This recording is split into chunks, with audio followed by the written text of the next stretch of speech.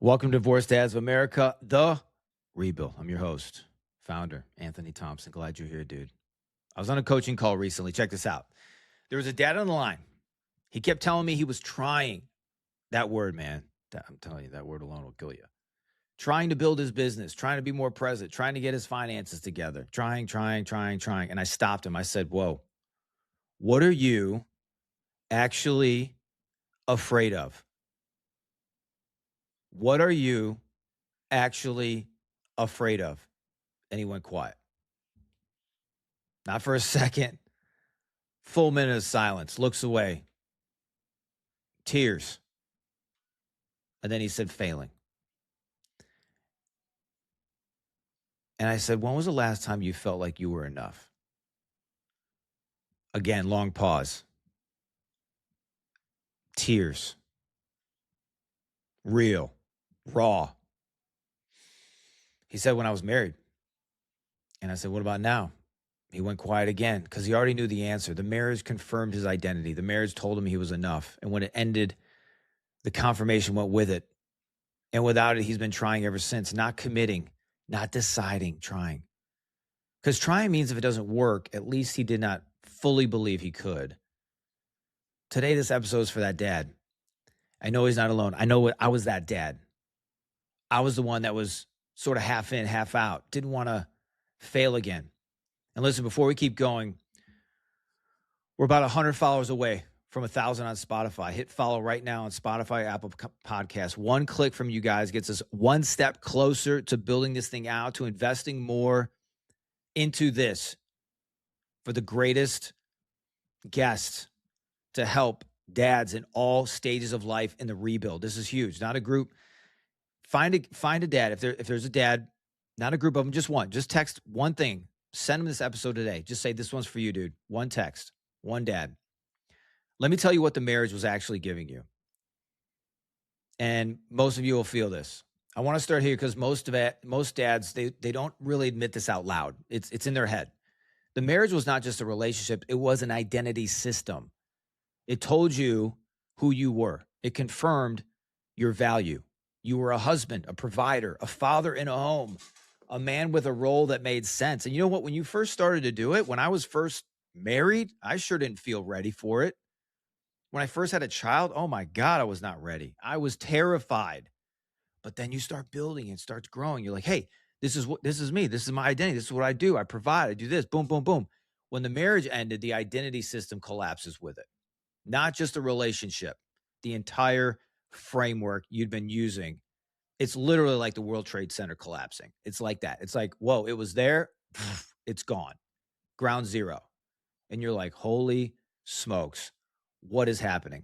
This is why so many of these dads I talk to, they lost themselves in the divorce, not just like the home or the time with their kids or money, but themselves, the version of them that had a confirmed answer to the most important question a man ever asks. So psychologist Roy Baumeister does some great research on identity and the self. He found that human beings construct their sense of self-worth through social roles and relational confirmation. So when those roles are removed through divorce, job loss, or identity collapse, the psychological impact is equivalent to what he calls a self-concept crisis. The man does not just lose the relationship. He loses the evidence that he was worth being in it. It's literally a building that's crumbled. It's gone. It's an identity. I was there. I lost job, divorce, identity, gone, zero. I'm like, who is this guy? I thought I was this. No, gone. Especially now, guys, we're starting to get into back to school season, and it makes it worse. Getting into August, September, we watch our kids go to school, take the photo. They're a little bit bigger than they were before. There's a new schedule. There's new routines. There's new version of a life that they didn't choose, man. You didn't choose it. And every change is another reminder that the life they confirmed his identity is gone. So the question is not how you get that confirmation back. You can't. The marriage is over. The question is how you build an identity that does not require the marriage to confirm it. Again, I just had a guy text me this morning. He said, I got served papers Then he says, she just told me she's dating a guy. He says, I was gutted. Why? Identity collapse. He is yet to build the next thing that he's moving toward. And guys, until you build the future, you will go back to the past. And your mind will only remember the good things of the marriage. It's not going to remind you of all the stuff that sucked. And so you look at it and you're crushed and you're crumbled. And I implore you that until you change what you're looking at, if you want to, you got to change what you're looking at. And then what you look at will change. And you've got to start building those things out. You can't do it alone. Can't do it with the same mindset you have. Get in our school community. Get with a band of brothers. Put yourself out there and say, hey, this needs to change. If you want to change, you got to change. What you're doing is not working. You have got to get an overhaul ASAP. I had to do it. Hundreds of other guys are doing it. Here's what we're going into. Trying. Man, if you say that word one more time, first I'm just going to say, just stop saying trying. Stop it. Stop it. Commit. I'm doing this. So here's what I told his dad after the silence. I said, trying, so we're on this call. We're talking, like I said in the beginning, we're talking. He has silence. He's crushed. He's crying. All of those things. I said, trying is not a strategy. It is a symptom. And the symptom is pointing at a belief. And guys, listen to this carefully. There's a belief. I'm not sure I'm good enough to actually do this. But when you commit and when you decide, you're putting your identity on the line. You're saying, I believe I can do this enough to fully go for it. And if you do not believe you are enough, you'll never fully commit, because committing means you could fail as the full version of yourself. That's the most terrifying thing a man who already feels like a failure can do. And so what does he do? He tries. Trying gives him an out. Well, I'm doing it. I'm trying. I've been trying to do this. Been trying to stop this habit. Been trying to think better. Been trying to make more money. Been trying to build a business. Guys, come on, man. The trying protects you from the full weight of the evidence, but it also guarantees that you never get the result. Because trying without commitment produces trying level results, not transformation level results. And that's what we talk about in FAST. Transformation. I don't want trying. I want transformation. You want transformation. But like, Anthony, I don't know how to do it. It's hard. Why does it have to be hard? We have so many things that we pre-program in our mind. It's hard. Why does it have to be hard? Why can't you just do it? Here's some data from Scranton on goal achievement. It says people who make a firm commitment to a specific goal are significantly more likely to achieve it than people who express intention without commitment. The language matters because the language reflects the belief. I will try is not the same as I will do. And the brain executes on what it believes. Obviously, we know Yoda. We know what Yoda says. Do. No try. Only do. I love Wayne Dyer, one of my mentors. He says this: when you change the way you look at things, the things you look at will change. But most dads are waiting for the things to change before they change the way they look at things. And it's backwards. The belief has to move first, then the behavior follows, then the result appears. Guys, school is back. It's starting to get back in session. My kids are already in school. Your kids are walking into a new year believing something about themselves. What are they watching you? Let me point at you. What are they watching you believe about yourself? What are they watching you believe about yourself? So I'm going to give you a framework today before we get out of here. I want to build this identity. I want to call this, it's the belief rebuild. And I want to walk you through it. This is the belief rebuild. It's 4 steps, 4 things to do today so that you're not at ground zero anymore. So you're not giving this trying language, so that when you go and talk to people and they give you a pat on the back, oh man, that's great. You're really trying hard. No. Do it or don't do it. And until what happens is Until somebody begins to do it, there's the pain to remain the same or the pain to change. There comes a point when you finally get sick and tired of the pain of staying the same that you say, you know what? I have got to go and change. And I know it's not going to be as easy as I may like, but I want change. If you want to change, you've got to change. Here's the rebuild. Number one, name the old belief specifically. Again, you guys know I'm a specifics guy. If it's not specific, you're wasting your time. Why? Because your thoughts are specific, your fears are specific, so your faith has to be specific. Your future has to be specific. Specificity brings clarity. Not, I don't feel, so if you get a thought, I don't feel confident, too vague for any work to happen. The specific belief is I was enough when I was married and I am not enough now. Write it down. Get it out of your subconscious onto paper that you can look at. You cannot rebuild a belief that you will not name. You can't play the game in your head. If you could, you would not have this problem. You would have had fixed it by now. It's not fixed. If you got accountable to this problem, it would be gone by now. If you had somebody in your corner hitting you on it, crushing you about it, building you through it, you wouldn't have this anymore, guys. How do I know? Because that's what I had to do. That's what I do with other guys. That's what I do. Number two is find the evidence against it. The belief says you're not enough, right? The evidence says something different. You're still alive. You're still alive. You survived a divorce. You're still showing up for your kids, right? You built something from nothing before. You can do it again.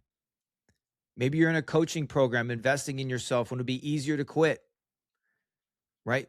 That's not a behavior from a man who's not enough. So like I said, this guy's in our community. I'm like, bro, you're doing things. You are trying. You're just not committing to them. As he was crying, as he was going through it, committing. And you don't commit if you don't believe, if you don't feel like you can do this. You can do this. The behavior is of a builder. Think about it like this. Write down 5 pieces of evidence that contradict the old belief and make it specific. Not, I'm a good dad, right? Something like, I drove my son to practice every Tuesday when I had nothing left. Guys, I'll never forget going and driving to my son's practices and staying there for 2 hours, sometimes crying in the car, but I freaking showed up.